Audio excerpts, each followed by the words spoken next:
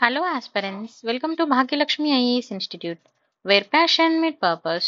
So యాక్చువల్గా మనమైతే ఒక 4 days నుంచి గ్యాప్ తీసుకున్నామండి because of some issues. So one of our student యాక్చువల్గా చిన్నగా సూసైడ్ అటెంప్ట్ చేయడం జరిగింది. So that is the reason నేను తనతో ఉండవలసి రావడము.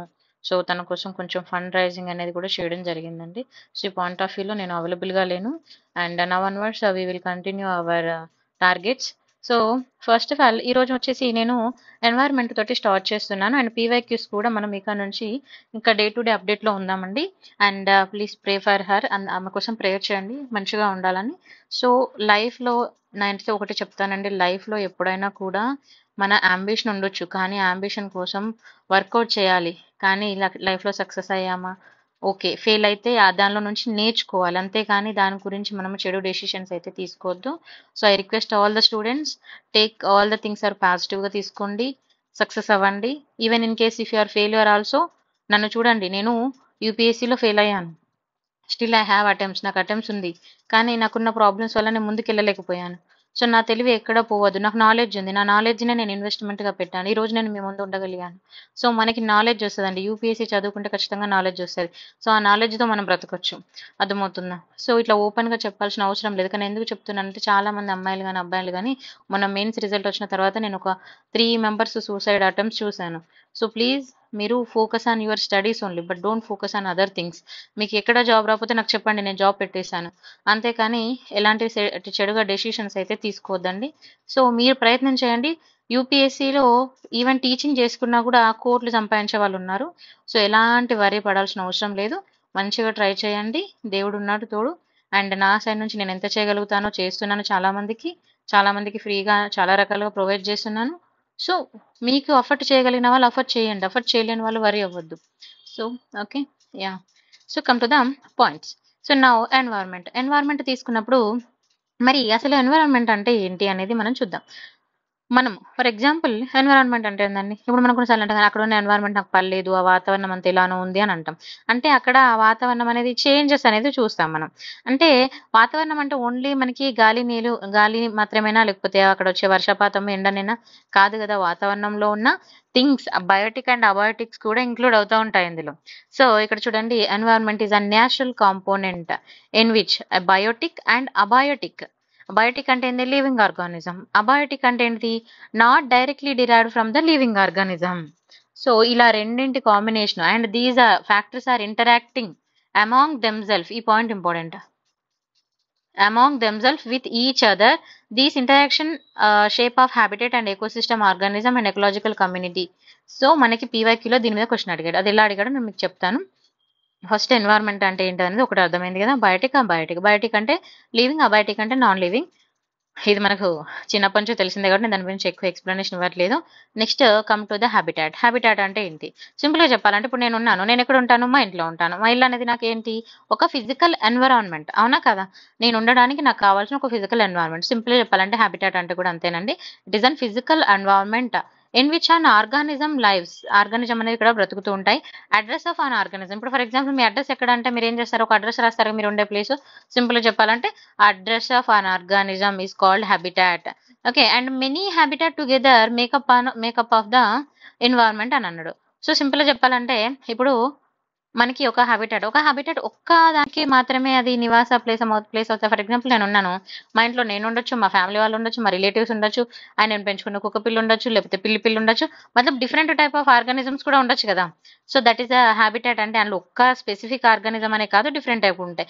ఫర్ ఎగ్జాంపుల్ చెప్పాలంటే ఇప్పుడు వాటర్ ఉంది, రివర్ కానీ దాన్ని తీసుకుంటే, మా రివర్లో ఓన్లీ ఫిషెస్ ఉంటాయా? మనకి ఫిషెస్ ఉంటాయి, గ్రాబ్స్ ఉంటాయి, ఫ్రాగ్స్ ఉంటాయి, డిఫరెంట్ టైప్స్ ఆఫ్ ఆర్గానిజం అనేది కూడా ఉంటుంది. So they are having same address. Okay, next habitat and environment. మరి what is the difference between the habitat ఏంటంటే address of an organism. So different organisms కూడా ఒక habitat లో ఉంటాయి. Environment, all the habitats are environment, but all environment are not habitats. ఎందుకనంటే habitat ఎక్కడ ఉందండి? Environment లో ఉంది. ఫర్ ఎగ్జాంపుల్ ఇప్పుడు హ్యాబిటాట్ అంటే అడ్రస్ అన్నాం, నా అడ్రస్ ఉంది. సో నా అడ్రస్ వచ్చేసి అమీర్పేటలో ఉంటాను. సో మరి అమీర్పేటలో నేను ఉన్నది ఏంటి? అమీర్పేటలో మాదొక ఇల్లు. అంటే అమీర్పేట అనేది ఏంటి ఇక్కడ? Environment, India environment, globe environment. అంటే నేను చుట్టూ ఉన్న వాతావరణంలో నేనున్నాను. అర్థమవుతుందా? సో, అన్ని హ్యాబిటాట్ ఇప్పుడు అమీర్పేటలో ఒక 1,00,000 ఇల్లున్నాయి. ఇవన్నీ హ్యాబిటాట్స్ తీసుకుంటే ఇవన్నీ ఎక్కడున్నాయి? ఎన్విరాన్మెంట్‌లో ఉన్నాయి. So, all habitats are environment. But all environments are not habitats. So, అది మీకు ఇంకా చిన్న క్లారిటీ కూడా ఫర్దర్‌గా వస్తది. ఏదైనా కన్‌ఫ్యూజ్ ఉన్నా కూడా ఓకే.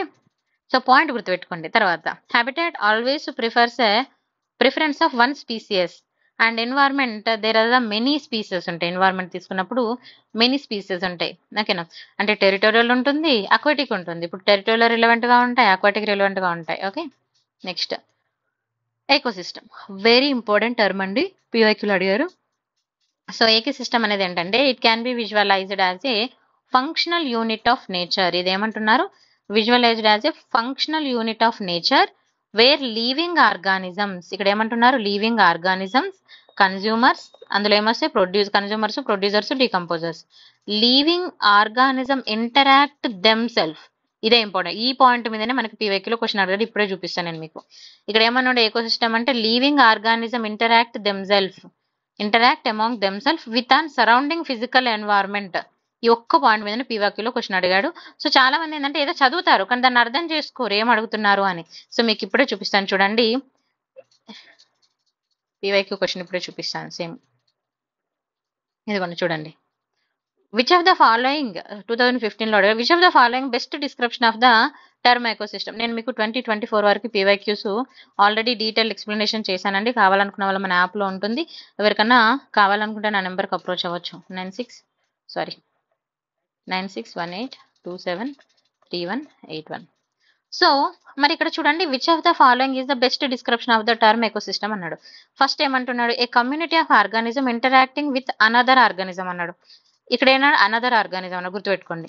తర్వాత part of earth which inhabited by the living organism. ఇదైతే అసలే కాదు. A community of organism together with the environment in with they live అన్నాడు. ఓకేనా? Next the flora and fauna of a geographical area అన్నాడు. మరి what is the right ఇందులో? ఏంటి right? ఇక్కడ మనం ఇందాక చూసాం కదా, a community of an organism together with the environment వచ్చింది ఇక్కడ point. So, this is the right answer. చూడండి ఇక్కడ. అయితే నేను డైరెక్ట్ పిఎంఎఫ్ నుంచి మీకు చెప్తున్నాను. నేను మీకు సమ్మరైజ్ నోట్స్ అనేది కూడా ఇస్తాను. ఎందుకు పిఎంఎఫ్ తీసుకున్నా అంటే ఇలా మనకు కొంచెం పిఎంఎఫ్లో ప్రజెంటేషన్ బాగుంది కదా, డయాగ్రామెటిక్ గాని తీసుకున్నాను. చూడండి, ecosystem can be visualize the functional unit of nature and which where living organism interact themself and with the surrounding physical environment. వచ్చిందా పాయింట్? సో, ప్రతిసారి జాగ్రత్తగా చదువుకోవాలి. Next, ecosystem can be size of but different encompasses specific and limited specific అనేది ఉంటుంది. తర్వాత ecosystem తీసుకున్నప్పుడు biotic abiotic components ఉంటాయి. Okay, so different type of habitats చూడండి. ఇప్పుడు ఇక్కడ వాటర్ ఉంది, వాటర్లో ఫ్రాగ్స్ ఉన్నాయి, మనకు క్రాప్స్ ఉన్నాయి, ఫిషెస్ ఉన్నాయి, ఇక్కడ ప్లాంట్స్ డిఫరెంట్ ఆర్గానిజం కూడా ఉన్నాయి కదా.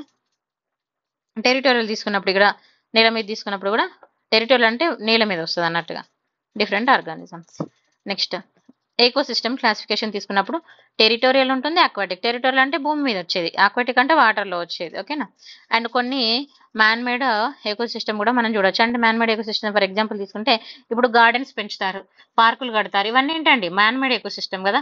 డ్యామ్స్ కడతారు, ఇవన్నీ ఎందుకు వస్తాయి? మ్యాన్ మేడ్ ఎకోసిస్టమ్ వస్తుంది. ఓకే, సో చూద్దాం. న్యాచురల్ ఎకోసిస్టమ్ లో ఇక్కడ చూడండి, terrestrial ecosystem and man made ecosystem తీసుకుంటే ఇక్కడ చెప్పా కదా, అక్వారియం అండ్ గార్డెన్, డ్యామ్స్, ఇవన్నీ కూడా డ్యామ్, తర్వాత క్రాప్ ల్యాండ్ ఆఫ్ మైజ్, ఇవన్నీ కూడా మనకి ఎందులో వస్తాయండి? మ్యాన్ మేడ్ లో వస్తాయి. టెరిస్ట్రియల్ తీసుకున్నప్పుడు ఫారెస్ట్ నేచురల్ కదా, grass land ecosystem natural, desert natural. తర్వాత అక్వాటిక్ లో తీసుకున్నప్పుడు fresh water, marine water, brackish water, running water, standing water, తర్వాత మ్యాంగ్రోవ్, వెట్లాండ్స్, ఇవన్నీ ఏంటండి న్యాచురల్ గా వచ్చినవి. ఓకేనా? నెక్స్ట్, ఇక్కడ చూడండి differences, the ecosystem versus environment versus ecology, మూడింటికి డిఫరెన్స్ తెలియాలి. ఇప్పుడు ఎకోసిస్టమ్ అంటే ఇందాక మనం చదువుకున్నాం కదా, functional unit of nature of environment. At habitat is a part of ecosystem. Habitat అనేది ఏంటిది? Part of ecosystem. And environment may or may not have a life. ఇక్కడ ఎకోసిస్టమ్ తీసుకున్నప్పుడు ఖచ్చితంగా మే హ్యావ్ ఏ లైఫ్, ఖచ్చితంగా అక్కడ life ఉంటుంది. అదే environment తీసుకున్నప్పుడు may or may not have a life, అక్కడ లైఫ్ ఉండొచ్చు, ఉండకపోవచ్చు. అంటే గ్రూప్ ఆఫ్ ఎకోసిస్టమ్స్ ఉంటాయి.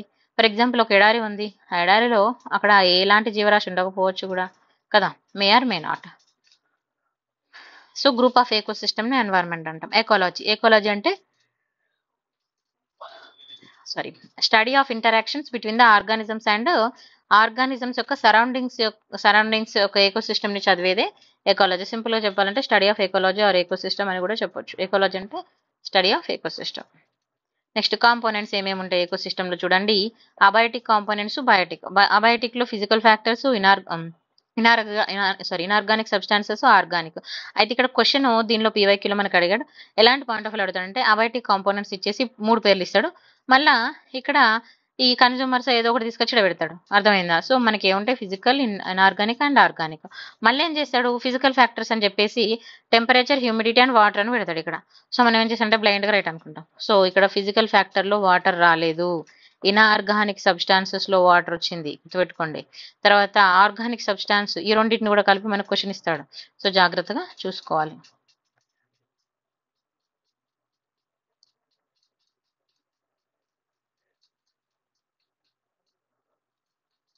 చూడండి పీవైక్యూలో ఇందాక చూసుకున్నది. ఎకలాజికల్ కమ్యూనిటీ అంటే ఏంటంటే community of organism interaction with another. Ecological community అంటే a community of organism interacting with one another. అంటే ఒక ఆర్గానిజం ఇంకో ఆర్గానిజం తోటి ఇంటరాక్ట్ అవ్వడం. ఫర్ ఎగ్జాంపుల్ ఒక హ్యూమన్ ఇంకో హ్యూమన్ తోటి ఇంటరాక్ట్ అవ్వడం. ఓకేనా? అంటే సింపుల్ గా అర్థమయ్యేలా చెప్తున్నా. తర్వాత ఇక్కడ చూడండి బయోస్పియర్ అంటే అర్థం ఏమొస్తుంది మరి? Earth inhabited by living organism. Next ecosystem అంటే ఏంటి? Community of organism together with the environment in which they live. And flora and fauna of a geographical ఏరియాని ఏమంటామంటే బయోడైవర్సిటీ అంటాం. ఎన్వైరన్మెంట్ అంటే ఏంటి? Almost everything or a small region also including environment. Biosphere is a part of the earth that support the life. Habitat అంటే ఏంటిదండి? Area where an organism ఎక్కడ బ్రతుకుతుందో దాన్ని habitat అంటాం. And ecosystem producers, consumers, decomposers and వాళ్ళ యొక్క relationships ని గురించి మనకు తెలియజేసేది. Ecology study of interaction and ecosystem. Next తీసుకుంటే నెక్స్ట్ చూడండి ఇక్కడ మనకి 2012 ఒక క్వశ్చన్ అడిగాడు. If a tropical rain forest is removed. ఒకవేళ ట్రాఫికల్ రెయిన్ ఫారెస్ట్ తీసేసాం అనుకో అని అంటున్నాడు. It does not generate quickly as compared to the tropical deciduous forest. Tropical deciduous forest పెరిగినంత ఫాస్ట్ ఇది పెరగదు అని అంటున్నాడు. మరి ఇది ట్రూనా కాదా అన్నది చూద్దాం. ఓకేనా? సో చూద్దాం ఇక్కడ. A soil of rain forest is deficient in nutrition. అయితే రెయిన్ ఫారెస్ట్ లో సాయిల్ ఉంటది కదా, దానిలో న్యూట్రిషన్స్ అనేది డిఫిషియన్స్ ఉంటది అని అంటున్నాడు. ఎంతవరకు కరెక్ట్? అవును. ఎందుకనంటే ఇప్పుడు ఊకే వర్షం పడుతూ ఉంటదండి, నేల మీద ఆ పూర అంతా కొట్టుకుపోతా ఉంటది.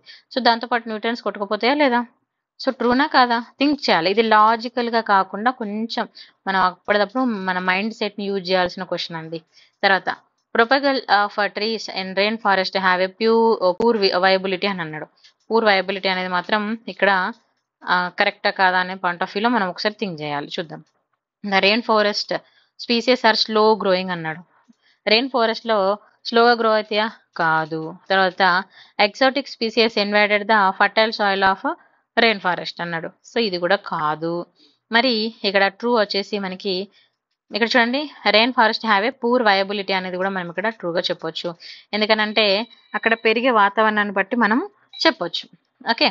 సో చూడండి ఇక్కడ ఫస్ట్ ఆప్షన్ చూద్దాం. The rain forest of soil is deficient in nutrients deficient ఉంటుంది. Sir no.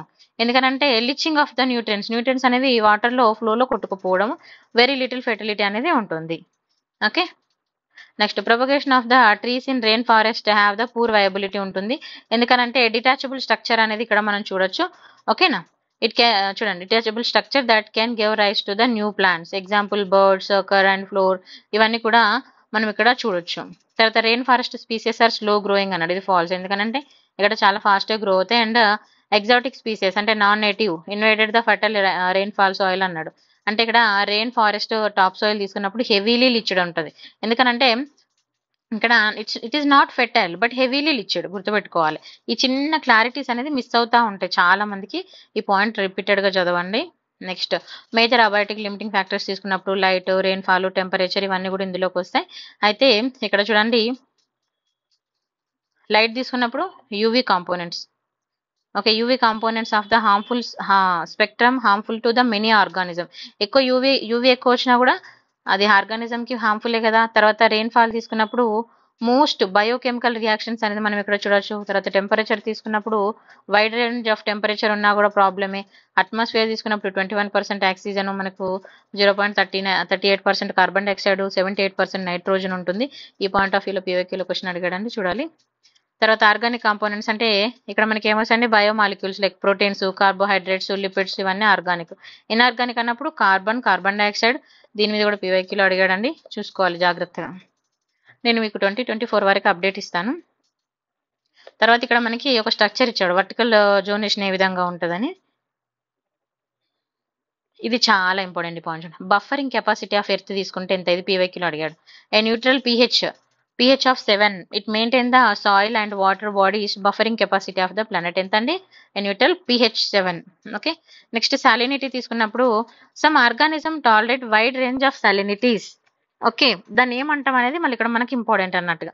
And other restricted narrow range of salinity. ఈ రెండింటి పేర్లు మనం చూసుకోవాలి జాగ్రత్తగా, ఓకేనా. ఎర్హెలైన్ అండ్ స్టెనోహెలైన్ అని అంటాము, సో పేర్లు చూసుకోవాలి. తర్వాత next effect of abiotic components on terrestrial autotrophs తీసుకున్నప్పుడు ఏ విధంగా ఎఫెక్ట్ అవుతాయంటే లైట్ ఏ విధంగా ఉంటుంది అనేది చూసుకోవాలి ఫస్ట్. చూడండి, high intensity light favour to the root growth. ఇప్పుడు లైటింగ్ ఎప్పుడు కొన్నిసార్లు మనము నీడలో చెట్లు మంచిగా పెరగవు. So high intensity of light అనేది కూడా రూట్ గ్రోత్ కి చాలా యూజ్ అవుతుంది. Increasing the transportation and short stems అని చూడొచ్చు మనము. స్మాలర్ థిక్కర్ లీవ్స్ అనేది మనం ఇక్కడ చూస్తాం. అంటే ఆ వాతావరణంలో ఎలా ఉంటుంది, జస్ట్ ఒక రీడింగ్ ఇచ్చి ఉంటే సరిపోతుంది.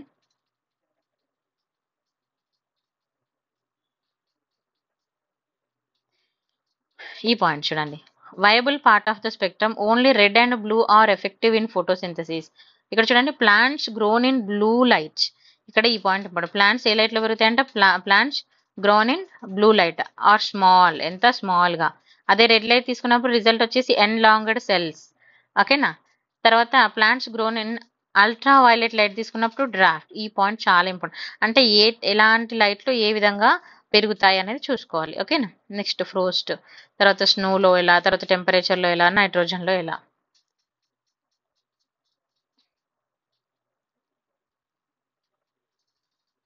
చూడండి, ఫ్రోస్ట్ తీసుకున్నప్పుడు freezing of the soil moisture అనేది ఇక్కడ ఫ్రీజ్ అయిపోతుంది. సో అప్పుడు ప్లాంట్స్ అనేది killed due to the increasing of the transpiration. బాగా మొత్తం గడ్డగట్టిపోయిన కాడ కూడా మనము ఏది పెరగడానికి ఛాన్స్ ఉండదు కదా. సో తర్వాత స్నోలో తీసుకున్నప్పుడు కొన్ని రకాలవి మనం చూడొచ్చు. ఇది జస్ట్ ఒకసారి చూసుకోండి, ఇది ఇంపార్టెంట్. మళ్ళీ nitrogen, plants compare the microbes of the limited nitrogen availability of the soil, and nitrogen is limiting nutrients of both natural and agriculture ecosystem. Okay, నేను ఇంపార్టెంట్ పాయింట్లను చెప్తున్నాను ఎందుకంటే చాలా ఎక్కువ ఉంటుంది కంటెంట్, 800 పేజెస్ ఉంది కాబట్టి ఇంపార్టెంట్ ఫస్ట్ మంచిగా చెప్తాను. తర్వాత బయోటిక్ కాంపోనెంట్స్ తీసుకున్నప్పుడు ప్రైమరీ ప్రొడ్యూసర్స్ అండ్ ఆటోట్రోప్స్ ఎందులోకి వస్తాయండి, బయోటిక్ కాంపోనెంట్స్ వస్తాయి. మరి ప్రైమరీ ప్రొడ్యూసర్స్ అంటే ఎవరండి, సెల్ఫ్గా న్యూరిషింగ్ చేసుకోవడం, అంటే ఎగ్జాంపుల్ ప్లాంట్స్, ఓకేనా.